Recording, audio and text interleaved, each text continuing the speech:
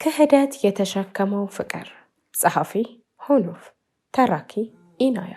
ለቻናላችን አዲስ ከሆናችሁ ላይክ፣ ሼር፣ ሰብስክራይብ በማድረግ ቤተሰብ ይሁኑ። ስለምትከታተሉን ከልብ እናመሰግናለን። ክፍል 4። ማለት ምን ለማለት ፈልገህ ነው? ከመደንገጤ ብዛት ነበር አጠያቂ። ምንም፣ አሁን ሄጄ ዝም ብዬ ወደ ክፍሌ፣ በራሴ ጊዜ ወደ ቤቴ ምን ጉድ ነው ይዤ የመጣሁት? ቤት በኩል አየኝ። አሁን እስኪ ወደ ክፍሌ ገብቼ ልብሴን ቀያየርኩኝ።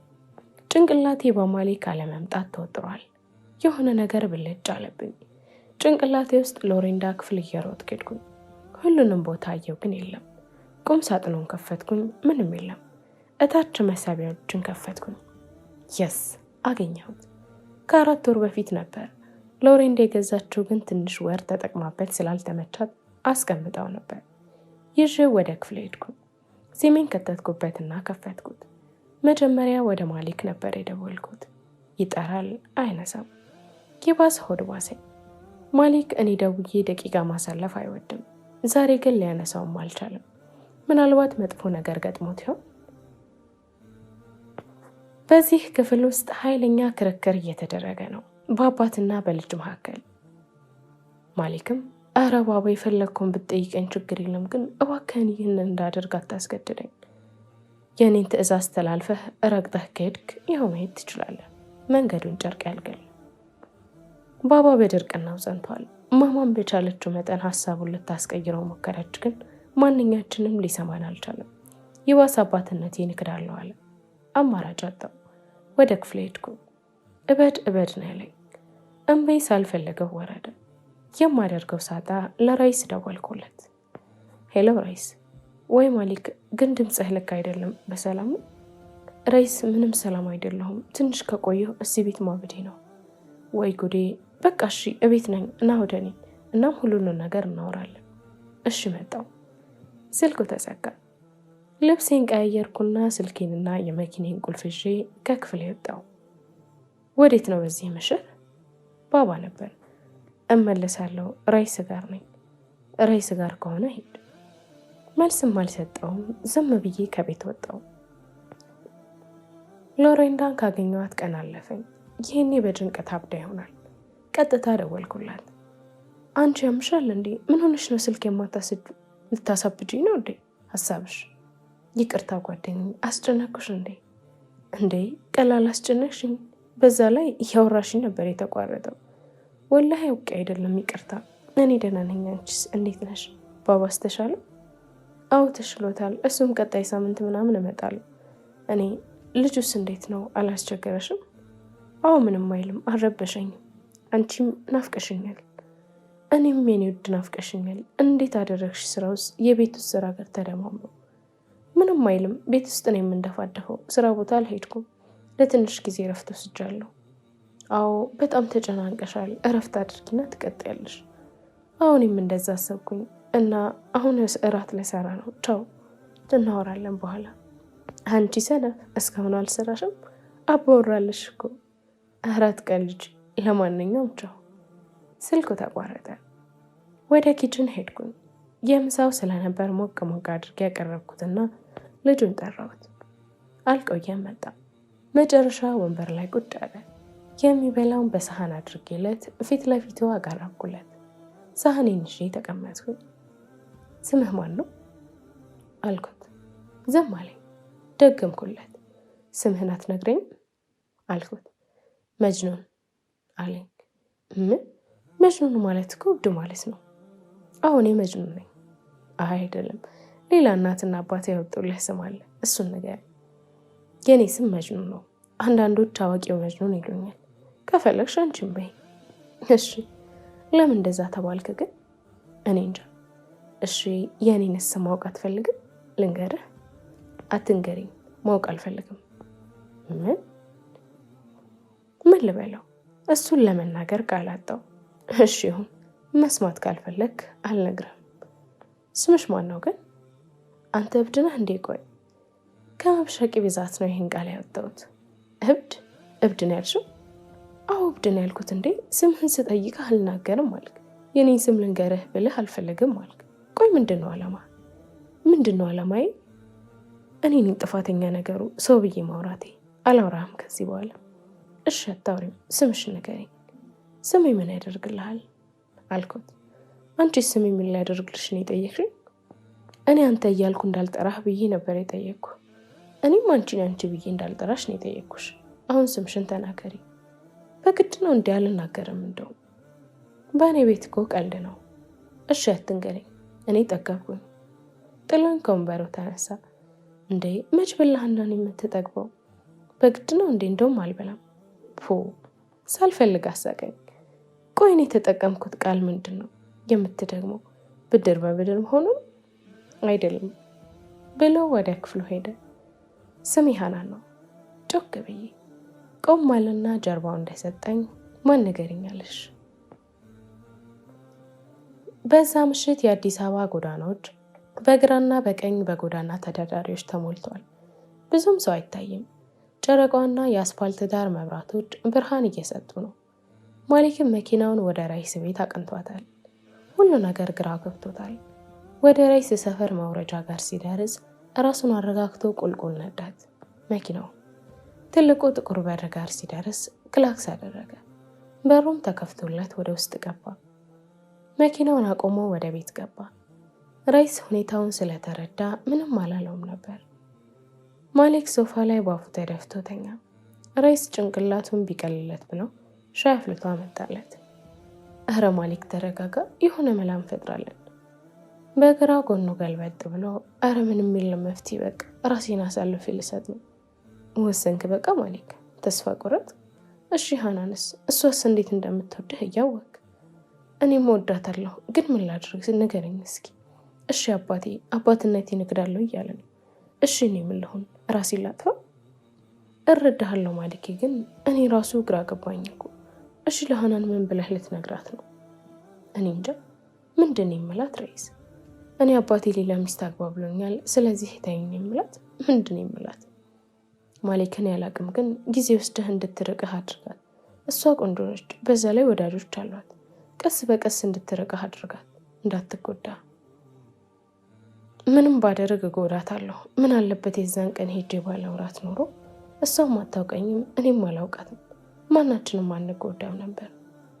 ያለህ አማራጭ ቀስ በቀስ እንድትተውህ ማድረግ ነው። ቢያንስ ባባን 2 ወር ጊዜ ስጠኝ በለው። እንዴትም ብለን እንድትረሳህ እናደርጋለን።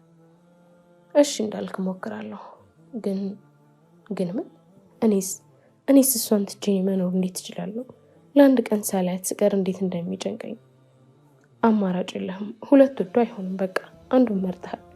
ግን ፍቅር የሚሉት ነገር ምን ጉድ ነው? ፊልም ላይ ብቻ ያለ ይመስለኝ ነበር። ትክክለኛ አፍቃሪና ተፈቃሪ ህይወት አብሮ እንዲሆኑ አልተፈቀደላቸው ይሆናል እንጂ ፍቅር አለ። በዚህ ሰዓትም ስትፈላሰፋለህ እንዴ? የስልክ ድምፅ። በቃ ስለሄድ ማማም ደወለች። ትጨነቃለች። አታድርም እዚህ? እረ ልሂድ፣ ባባ ይግደለኝ እንዴ? ባባ ደግሞ የ20 ዓመት ወጣት የ13 ዓመት ልጅ ያደረገህ እኮ። እሺ ልሸኝ። የተበላበትን አነሳስቼ እቃውን አጣጥቤ ሳሎን ሶፋ ላይ ተቀመጥኩ። ስልኬን አንስቼ ለማሊክ ደወልኩለት፣ ግን ስልኩ አይነሳም። ኦንላይንም አልገባም። ምን ሆኖ ይሆን? አሳስቦኛል። ሪሞትን ይዤ ቲቪውን አሯሩጠዋለሁ። በሀሳብ ጭልጥ ብዬ ሌላ ቦታ ነኝ። ድንገት የሆነ ጣቢያ ላይ የታምራት ደስታን አንለያይም የሚለው ሙዚቃ አይቼ አቆምኩት። ሆድ አስባሰኝ። ሙዚቃው ሳልፈልግ እንባዬ በአይኖቼ ቁልቁል ወረደ። ከሙዚቃው ቁርአን ብታዳምጪ እኮ ጭንቀትሽ ይቀልልሻል። መጅኑን ነበር። ከተቀመጥኩበት ዞር ብዬ አየሁት። በእጁ ብዙ የተቀዳደዱ ወረቀቶችን ይዟል። ቁርአን? አዎ ቁርአን። ምን ነው ስልክሽ ላይ እንኳን አይኖርም? ግን ቲቪው ላይ ኢስላሚክ ቻናል የለም? እስኪ 1 ቁጥር ላድርግ። 1 ቁጥር አድርጌው ከላይ እስከ ታች ሳይ አንድም እንኳን የሙስሊም ጣቢያ የለም። ከ1 እስከ 10 የፕሮቴስታንት ሚዲያ ብቻ ነው ያለው። ቀስ ብዬ ወደ መጅኑን እየዞርኩኝ ምን ይለኝ ይሆን ብዬ እያሰብኩ ፊቱን ኮስተር አደረገው። የያዛቸውን ወረቀት ይዟቸው ወጣ። ከትንሽ ደቂቃ በኋላ ተመልሶ መጣና ወደ ክፍል ወጣ። መጅኑን አንዴ ማውራት እንችላለን አልኩት። እርምጃውን ገታ አደረገና ስለምን አለኝ። ስላንተ። እኔ ምን ሆንኩ? አዎ በጣም ደረቅ ሰው ነህ። አንተን ከማስረዳህ ተራራ ብገፋ ይሻለኛል። ግን እባክህ እኔ በዚህ ሰዓት ከፍቶኛል። ቢያንስ ቁጭ ብለህ አዳምጠኝ። እሺ ብሎ ፊት ለፊት መጥቶ ተቀመጠ። አይኖቹ መሬት ላይ ተተከሉ። ቀጥይ፣ እየሰማሽ ነው። እናትና አባቴ የተዋወቁት ሃይስኩል ተማሪ እያሉ ነበር። በጣም ይዋደዱ ነበር። የእናቴ ቤተሰቦች ሀብታም ነበሩ። የአባቴ ቤተሰቦች ደግሞ በተቃራኒው። እና አባቴ 12ኛ ክፍል ተማሪ እያሉ ኒካ እንዲያስሩ ቢፈለግም የእናቴ ቤተሰቦች ግን ለኛ የማይመጥነን ሰው አታገቢም ብለው ከለከሏል። በጣም ተወደው ስለነበር ይዘኸኝ ጥፋ ብለው ተያይዘው ይጠፋሉ። ግን እንዳሰቡት ህይወት ቀላል አልነበረችም። ኑሮ ከበዳቸው። ሁለቱም ትምህርታቸውን አቋረጡና ስራ ጀመሩ። እናቴ በጣም ቆንጆ ስለነበረች በየመንገዱ ነበር ሰው የሚተናኮላት። እንዲህ እያሉ ኑሯቸው ይገፋ ጀመር። በመሃል አንድ አዲስ ነገር ተፈጠረ። እናቴ ያረገዘች። ሁለቱም በጣም ነበር ደስ ያላቸው። አባቴ ስራ መስራቱን ቀጠለ። እናቴ እንድትሰራ ግን አልፈለግም። እሷ ቤት መዋል ጀመረች። እዚህ ያለውን ስራውን ሲጨርስ ወደ ሌላ ቦታ ፊልድ ሄደ፣ ለስራ ማለት ነው። አባቴ ይሰራ የነበረው ኮንስትራክሽን ላይ ነበር፣ አናጺ። እናቴ ብቻዋን ጥሏት መሄድ ባይፈለግም ግዴታ ስለሆነበትና እሷም ስላበረታታችው ሄደ። ግን በቃ በቀን ከ3 ጊዜ በላይ ደህንነቷን ለማረጋገጥ ይደውል ነበር። በየሳምንቱ ደሞዝ ሲቀበል ለእናቴ ነበር የሚልከው። ብቻ ጊዜያት ሄዱ። እናቴም እርግዝናዋ እየገፋ 9ኛ ወሯን ያዘች። አባቴም በጣም ደስ አለው። ኑሯቸው መስተካከሉ፣ የእናቴ መውለጃ ጊዜ መቃረብ፣ ብቻ ህይወት ሰመረችለት። አንድ ቀን ግን ምን አለኝ። ለአባቴ ረፋድ 3 ሰዓት ላይ ስራ ላይ በነበረበት ሰዓት ስልክ ይደወልለታል። 8ኛ ፎቅ ላይ ስለነበረ ስልኩ እየጠራ ዝም አለው። 2ኛ ሲጠራ ግን እንደምንም አውጥቶ ሲያዩ የጎረቤታቸው ስልክ ቁጥር ነበር። ተደናግጦ ሲያነሳው እንኳን ደስ አለ ሚስትህ በሰላም ተገላግላለች ብለው ጥሩ ዜና በሰሩት። ደስታው ወደር አጣ። ከደስታው ብዛት ያለበት ቦታ ረስቶ ከቆመበት ጣውላ ዞር ሲል የአባቴ ክብደት አመዝኖ ከጣውላው ከ8ኛ ፎቅ ወድቆ ሞተ። ታውቃለህ፣ ለእናቴ የተነገራት በሳምንቱ ነበር። እንዳትደነግጥ። የአባቴ ለሚስቱና ለልጁ ብሎ የሰው ሀገር በሄደበት ቀረ። የናፈቃትን ሚስቱንና ልጁን እንኳን አይን ማየት ሳይችል ሞት ቀደመው። ከዛን ወዲህ እናቴ ራሷን አታውቅም። ብዙ ጊዜያት ሆስፒታል ተኝታ ነበር። የሷ ቤተሰቦች ይህን ሲሰሙ ምንም አላዘኑላትም ነበር። ግን ታላቅ ወንድሟ መጥቶ እኔንም እሷንም ወደ ቤቱ ይዞን ሄደ። ለእኔም የምትንከባከበኝ ሞግዚት ለእናቴም የተለያየ ሕክምና ቢደረግላት ወደ ራሷ ልትመለስ አልቻለችው።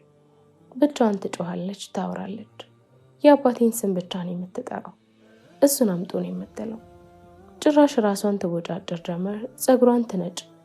በዚህ ሁኔታ ራሷን እንዳታጠፋ ተብሎ እጆቿና እግሮቿ በሰንሰለት ታስሩ። ግን ሁኔታዋ እየባሰ መጣ። ምግብ አልበላም አለች። አጎቴም የሚያደርገው ግራ ተጋባ። እህቱ እያየች አበደች። ከዛም አልፎ እያየ ልትሞትበት ሆነ። ብዙ ሕክምና ሞከረ። ግን የሁሉም ዶክተር መልስ የምትጠራውን ሰው አባቴን አምጡላት ይላሉ። ግን እሱ ከየት ይምጣ? የምግብ እጥረቱ ግን ሰውነቷን እየጎዳው እየከሳች መጣች። የአንድ ቀን ንጋት ግን እናቴንም ልክ እንደ አባቴ እዚች ክፉ ዓለም ላይ ለብቻዬ ጥላኝ ሄደች። በዛን ሰዓት እኔ ዓመት ከ2 ወር ልጅ ነኝ። ከዚህ በላይ ልነግረው አልቻልኩም። እንባ ተናነቀኝ። ዝም ብላ ያዳምጠኛል እንጂ አንዲትም ቃል አልተነፈሰም። በቃ በጣም መሸንተኛ፣ የእንቅልፍ ጊዜህን አልሻማ። መግደርደሪያ እኮ ነው እሱ።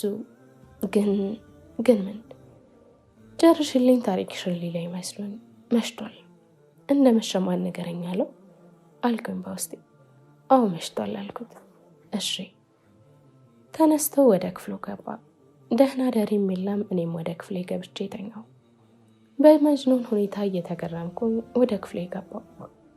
ኦንላይን ስገባ ማሊክ ነበር። ቴክስቶች ላኩለት፣ ግን አይቶ አይመልስም። የቴክስቱ ብዛት ግን እሱ አንዲትም ቃል አላከም። ተናድጄ ጥዬው ጥቅልል ብዬ ተኛው። የበር መንኳኳት ድምፅ ከእንቅልፌ ቀሰቀሰኝ። ብድግ ብዬ መስኮቱን ሳየው ፀሐይዋ እኩለ ሌሊት መስሏል። ወይኔ ረፈደ። ስልኬን ሳየው ሰዓቱ 4 ሰዓት ሆኗል። እየተቻኮልኩ ልብሴን ቀይሬ የወጣው ቁርስ ጠረጴዛ ላይ ቀርበዋል። ዛሬ ደግሞ ከእንቅልፍ የማለቅም እንዴ? አይኔም በሁለት እጆች ያሻውት። አሁንም ጠረጴዛው ላይ ምግብ አለ። ጠጋ ብዬ በደንብ አየሁት። ብጠብቅ አልነሳልሽ። በጣም ሲርበኝ ሰራሁ። መጅኑን ነበር ከኋላዬ። ዞር ብዬ ያየሁት ወገቡ ላይ ሽርጥ በእጅ ፎጣ ይዞ ከኋላ ይቆማል። ኧረ በአላህ እንቅልፍ ጥሎኝ ነው፣ ይቅርታ አድርግልኝ። ተቀመጠሽ ብዬ እኔ እርቦኛል። ወንበሩ ላይ የሚበላውን ይዘው ተቀመጠ። እኔም ቁጭ አልኩኝ። የምበላውን ያህል በሳህን ይዤ ምግቡ እጅ ያስቆረጥሟል ብላ ያንሰዋል። ወንድ የሰራው አይመስልም። እንደ ጅብ ተስገብግቤ ነው የበላሁት። በጣም ጣፍጦኝ። ግን ማን ይሰራልህ አልኩት። ራሴ ነኝ። በዚህ ሰዓት ተነስተሽ ከምትሰሪ ብዬ ነው በምችለው መጠን የሰራሁት። ወላሂ በጣም ይጣፍጣል። ባለሙያ ሴት እንጂ ወንድ የሰራው አይመስልም።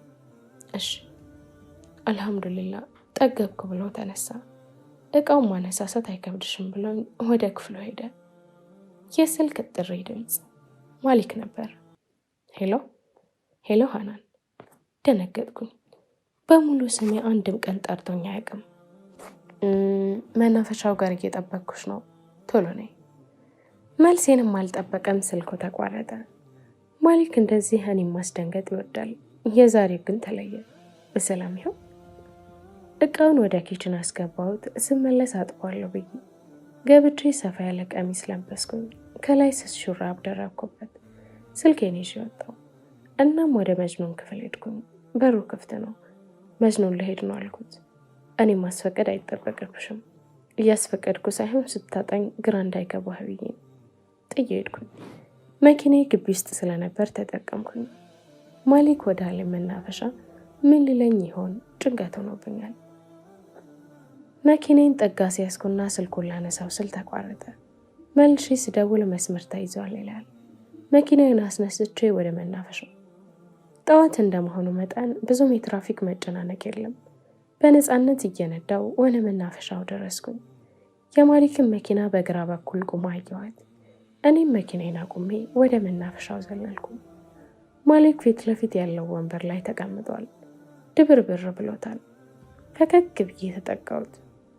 ሀቢቢ ምን ሆነህ ነው? በአላህ ትላንት ቀጥሬህ ቀረህብኝ። ስልክ ስደውል አታነሳም። ምን ሆነሃል?